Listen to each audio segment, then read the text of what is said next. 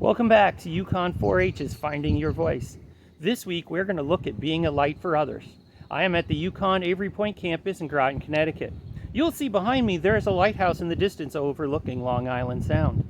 For many years, lighthouses have served as a beacon in the night, guiding ships through the darkness and showing them the way. Today's activity, we're going to make a light of our own. We're going to make a light that will shine for others. And as we're doing it, let us think about how are we a light for others? In what way do we help our family, our friends, or even strangers that need our help? Join me now as we move to the Idea Lab, and I will show you how we're going to do today's activity. Welcome back. Today we are going to make a stained glass candle holder. Look for Lesson 3, A Light for Others kit that we'll be using today. In this kit for this week's lesson, you'll have tissue paper. You should have 2 colors. You should have a paintbrush. And you should have a candle and a little plastic container.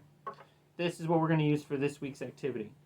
Also, not in your kit, but you're going to want to have for this week's activity is a pair of scissors and either Mod Podge or white glue we'll be using for the activity. To start, what we're going to do is we're going to take our 2 colors of paper and we're going to cut little random sections. You can either use the scissors or you can, just rip little pieces off with your fingers. So you want a bunch of those to use of each color. So I've got some of my blue. Now I'm going to take some of the purple. You may not have the same colors as I do in your kit, but that's okay. Just use whatever colors are in your kit today. Once you have a handful of those cut, I'm going to use the Mod Podge, but if you don't have Mod Podge, you can use white craft glue. Works just as well. My Mod Podge is new, so I need to take off the foil outer layer. Then I'm going to take my paintbrush and I'm going to paint on here like this. And then I'm going to take one of my pieces of paper and I'm going to stick it over the top. Okay. And put a little more paint.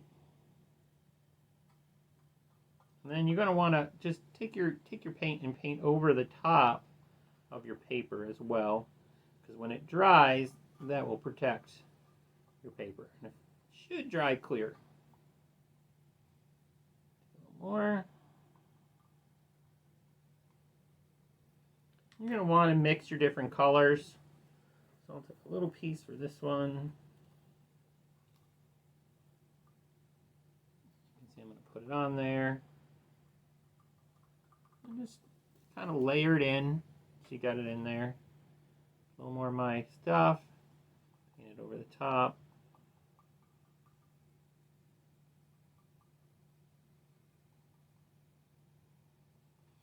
Once you have it fully covered and painted all around, you're going to let it sit and dry. And once it's dry, it should look something like this. So this one was one I made earlier with different colors.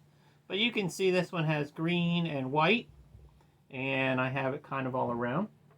I'm going to take my candle. This is a battery-powered candle, so it's safe. So on the bottom, you'll see a little switch. If you turn on your candle and place it in your cup, you will see that you now have a candle and a stained glass candle holder. And this is how you can be a light for others. As you're doing this activity, think about ways that you are a light for other people. What kind of qualities do you have that let your light shine and help others around you? Maybe ways that you help your family, ways you help your friends. What can you do to be a light to others? Enjoy today's activity, and I look forward to seeing you next time.